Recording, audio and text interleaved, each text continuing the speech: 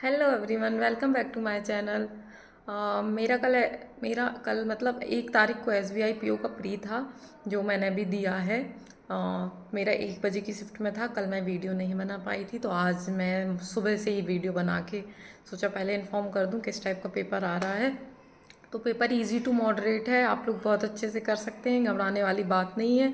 बस ये है कि मेरी पढ़ाई बहुत अच्छी नहीं चल रही थी, तो मैंने 56 ही अटैम्प्ट हो पाए हैं, और हो सकते थे, मुझे पता है।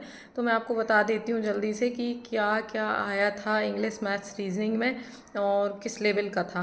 क्योंकि जो अपन टेस्ट देते हैं, मैंने जो स्मार्ट कीड़ा के टेस्ट दिए थे उसमें बहुत हाई लेवल के था। ये तो मैं खुद ही मतलब देख के ही समझ में आया, और जबकि रियल एग्ज़ाम में इतना टफ नहीं था। तो मैं आपको एक बार जल्दी से बता देती हूँ। मैंने लिख के रखा हुआ है कि क्योंकि मैं भूल ना जाऊँ बताते बताते पूरा। तो इंग्लिश में मैं एक बार ये दिखा देती हूँ, ये मैंने लिख के रखा हुआ है। तो इंग्लिश में मैंने आया था सेंटेंस करेक्शन वाला। जो एक सेंटेंस होता है उसमें बीच का पार्ट ऐसे बोल्ड में देते हैं, उसको चेंज करने वाला, तो वो था सेंटेंस करेक्शन। और उसके बाद था वर्ड स्वैप। वर्ड स्वैप में 3 सेंटेंस थे, उसमें वर्ड स्वैप करना था। नॉर्मल इजी था वो भी। पैसेज था पैसेज था सोशल मीडिया, यूट्यूब से रिलेटेड था। इन्फ्लुएंसर जो फाइनेंशियल एडवाइस आजकल देते हैं, कोई भी यूट्यूब चैनल खोल के फाइनेंशियल एडवाइस देने लगता है, वो उससे रिलेटेड था। पैसेज पूरा काफ़ी इजी था, मतलब इजी नहीं, अच्छा था, मतलब पूरा क्वेश्चन ईजिली बन रहे थे। और एरर के सिर्फ 2 ही क्वेश्चन थे, वो भी जो पूरे सेंटेंस वाले होते हैं ना, छोटे छोटे नहीं, एक एक सेंटेंस, मतलब चार चार सेंटेंस ही दिए हुए हैं पूरे। तो उनमें से बताना था कौन सा सही है। तो वो था, एरर के 2 ही क्वेश्चन थे। उसके बाद फिल इन द ब्लैंक्स भी था। 1 वर्ड जो fill in the blanks normally होते हैं वो। और एक पैराजम्बल था। पैराजम्बल का टॉपिक मैं पढ़ नहीं पाई हूँ कि किस टॉपिक पे पैराजम्बल था, बट एक पैराजम्बल था। और मेरे इंग्लिश में हुए हैं टोटल 21 क्वेश्चन। अब मैं मैथ्स बताती हूँ। मैथ्स में सिंप्लीफिकेशन आया था, अप्रॉक्सीमेशन था, बहुत इजी था, मतलब एक बार में ही बन रहा था बहुत अच्छे से। सिंप्लीफिकेशन हो गया। मेरे में मिसिंग नंबर सीरीज़ आई थी। मिसिंग नंबर सीरीज़ भी इजी थी, एक बार देखने में बन रही थी। डिफरेंस वाली थी, और स्क्वायर वाली थी, और कुछ एक सारे मल्टीप्लिकेशन वाली थी। हो गया ये। डी आई 2 थी, एक डी आई थी पाई चार्ट वाली। तो ये वाला इजी था, मतलब मुझे ठीक लगा। ऐसे एक पाई चार्ट में टोटल मैन और वुमेन का डाटा दिया हुआ था, परसेंटेज दिया हुआ था, मंडे ट्यूसडे फ्राइडे सैटरडे तक का। तो इस बेसिस पे अपन को पहले टोटल निकालना था, फिर दूसरे पाई चार्ट में फीमेल का परसेंटेज दिया हुआ था कि फीमेल कितनी परसेंट है डे वाइज में। तो वो हो गया, फिर उससे मेल का ये 5 क्वेश्चन हो गए, 5 या 6 क्वेश्चन थे शायद इस डीआई के। और इसके बाद एक और डीआई जो थी, उसमें भी मेल और फीमेल का ही था, लेकिन वो उसमें थोड़ा सा वेरिएबल एक्स वेरिएबल करके आ गया था, ए बी सी डी करके था। और टोटल जो था उसमें ए बी का नंबर दिया हुआ था, लेकिन सी में 230 एक्स कर दिया था, और फिर डी में भी 32,000 या 13,000 एक्स परसेंटेज कर दिया था।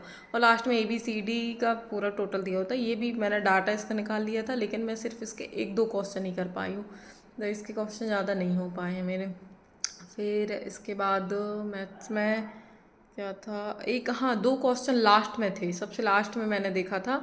कंपैरिजन के थे, वेरिएबल वाले, मतलब वो तो मैं देख के ही मुझे लग रहा था क्या है ये, तो मैंने स्टार्टिंग में उसको छुआ भी नहीं।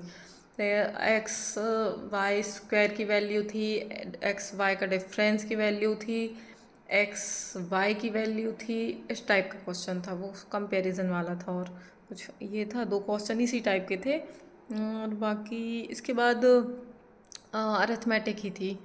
अरिथमेटिक मैंने नहीं किया है, तो मेरे मैथ्स में 20 क्वेश्चन हो पाए। अब मैं बात करती हूँ रीजनिंग की, जो मैंने अपना खुद बिगाड़ लिया है। रीजनिंग में सबसे पहले सिलॉक्स, inequality, blood relation, direction distance.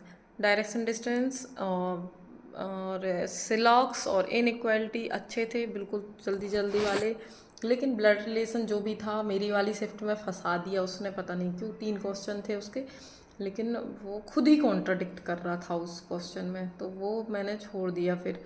उसके बाद मैंने अपना पजल फंसा दिया एक, जो एक मैं पहले बता देती हूँ। 4 पजल आई थी, 4 पजल, एक सर्कल थी, उसमें 8 लोग थे, इन आउट देख रहे थे। एक मंथ पेज थी, रैंडमली 10 मंथ थे, 10 लोग थे, उनको सेट करना था। एक रो में नॉर्थ में 6 लोग देख रहे थे, वो एक वेरिएबल के साथ थी, किसी को कुछ पसंद था किसी को कुछ।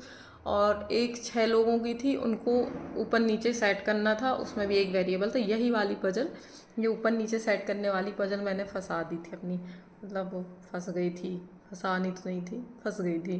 तो मैंने 3 मिनट प्रोसेस में वेस्ट किए हैं। फिर उसके बाद मैंने जल्दी से सर्कल वाली पजल पकड़ी, तो उसको किया, और फिर एक नॉर्थ में जो देख रहे थे वो वाली पजल पकड़ के कर दिया था, लेकिन उसका एक भी क्वेश्चन टिक नहीं हो पाया। तो मेरे सिर्फ रीजनिंग में 15 नंबर, पहली बार मतलब मेरे 15 क्वेश्चन अटैम्प्ट हुए रीजनिंग में, तो मेरे ऐसे टोटल 56 क्वेश्चन ही हो पाए हैं। मतलब मुझे खुद से उम्मीद थी कि मैं 60 आराम से कर सकती थी, क्योंकि मैथ्स में मैंने वो DI जो मैंने पूरा डाटा सॉल्व कर लिया था, उसके 1-2 क्वेश्चन बस हो पाए थे।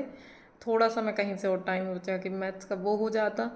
और रीजनिंग में तो पजल बन ही गई थी। मैं वो जो टाइम वेस्ट किया मैंने वहाँ पे, उसकी जगह मैं दूसरी पजल पकड़ लेना था मुझे पहले ही। तो वो भी गलती, वो पजल टफ नहीं थी, पजल इजी थी, मैं मानती हूँ मेरी ही गलती है। क्योंकि वो जो अपन होता है ना कि जब अपन एकदम क्लीन, मतलब नीट एंड क्लीन तरीके से करते हैं तो एक बार में ही बन जाता है। लेकिन थोड़ा सा अगर वहाँ हौच पौच हुआ, थोड़ा सा अगर अपन ने काटा पीटी की, तो वहीं फंसा। तो वैसे ही कुछ हो गया था मेरे साथ, तो फिर मैंने उसको स्किप ही कर दिया था। तो बस यही रहा मेरा पेपर। और आप लोग बताइएगा आपके कितने अटैम्प्ट हो रहे हैं। और डरने की ज़रूरत नहीं है, ईजी पेपर आ रहा है।